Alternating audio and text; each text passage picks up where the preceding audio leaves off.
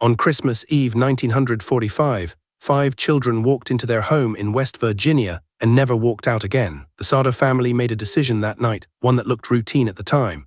George and Jennie Sodder ran a small coal mining operation in Fayetteville. They had 10 children. Money was tight. The older kids, Jennie, Betty, Louie, Maurice, and little Martha, ages ranging from 5 to 17, were upstairs getting ready for bed. Their parents had no reason to think this night would be different from any other. December 24, 1945. Around 10 p.m., a phone call came in. Jennie answered. A man's voice on the other end, never identified, said something she'd remember for the rest of her life. "Your house is going to burn down and your children are going to burn up in it." Then he hung up.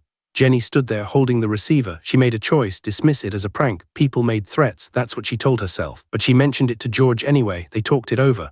George was skeptical, not unusual for a man running a coal business in an era when labor disputes were violent and personal. Threats happened. You didn't shut down your life over rumors. They decided to leave the lights on downstairs, lock the doors, and go to bed themselves. It was a calculated risk made with incomplete information. They didn't know yet what that meant. Midnight, the house caught fire. No one saw it start. George woke to the smell of smoke and the sound of flames already eating through the walls. He ran upstairs, but the heat was already too intense. The staircase was blocked. He and Jennie got out. They got 4 of their other children out. But Jennie 14, Betty 12, Louie 9, Maurice 14, and Martha just 5. They were gone. The fire consumed the house in under an hour. By dawn, the Sodder home was rubble. Investigators arrived. They found no bodies, not one. The fire had been hot enough to destroy wood, metal, and stone, hot enough theoretically to consume human remains.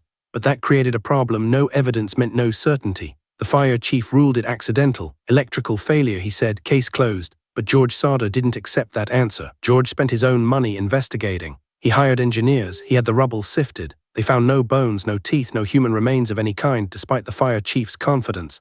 They found something else, a human jaw later ruled to be from a corpse, possibly decades old, whose no one knew.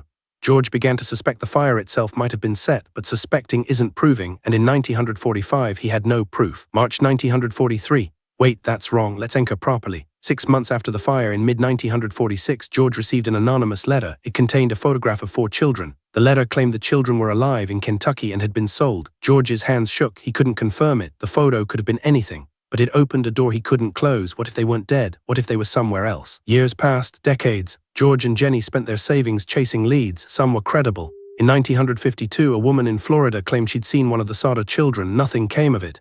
In 1968, a man matching Maurice's description was spotted in Georgia. Again, nothing. Each tip cost time, money, and hope. Each dead end reset the clock on their grief. The theories multiplied. Labor dispute. The coal industry in West Virginia was brutal and George had enemies. Kidnapping ring. There were rumors of organized trafficking in the region. Deliberate arson to cover something else. To cover what, no one could say. The fire itself remained unexplained. The phone call remained unsolved. And the children remained missing. The Sodders had paid a price for their decision that Christmas Eve, the price of not acting on fear. George died in 1968.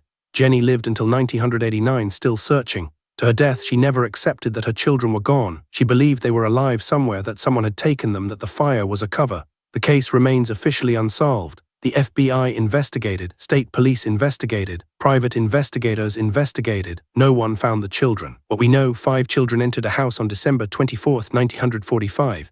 By dawn, they were gone and the house was ash. What we don't know is everything else. We don't know if that phone call was a threat or a warning. We don't know if the fire was accidental or set. We don't know if those children burned in that fire or if they lived on somewhere else under different names, never knowing who they really were. The Sodder case sits in that unbearable space where certainty dies and questions take root.